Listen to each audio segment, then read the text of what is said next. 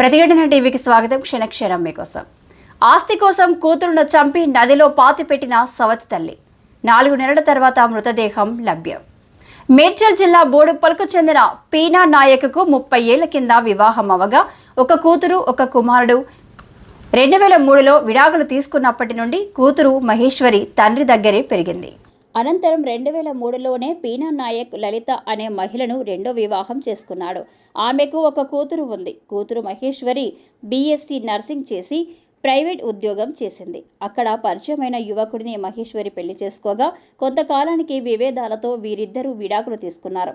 ఆ తర్వాత కూతురు మహేశ్వరి రెండో వివాహం కోసం తండ్రి భారీగా డబ్బు ఇవ్వాలని అనుకున్నాడు.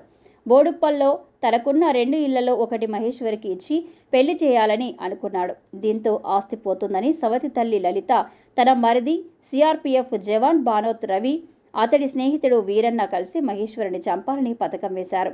గతేడాది డిసెంబర్ 7న ఉద్యోగ పనులపై పీనా నాయక్ బయటకు వెళ్లిన సమయం చూసి ఆ ముగ్గురు మహేశ్వరిని చంపి నల్గొండ జిల్లా షాలిగౌరారం మండలం వంగమర్తి వద్ద మూసీ నదిలో పూడ్చిపెట్టారు. పీనా నాయక్ తిరిగి ఇంటికి రాగానే కూతురు వేరే అతనితో వెళ్లిపోయిందని, ఈ విషయం బయటకు చెబితే పరువు పోతుందని భార్య లలిత నమ్మించింది. దీంతో మౌనంగా ఉన్న పీనా నాయక్ 4 నెలలవుతున్న కూతురు జాడ తెలియకపోవడంతో అనుమానం వచ్చి పోలీసులకు ఫిర్యాదు చేశాడు.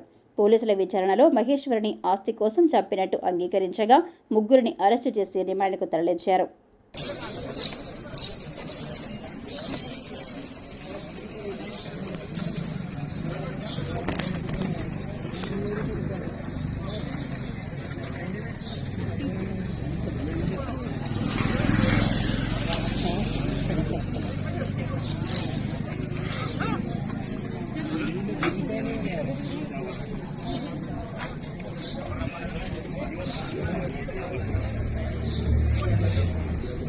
वो तो जगह करके उसको पूछते मैं वो रखा हूँ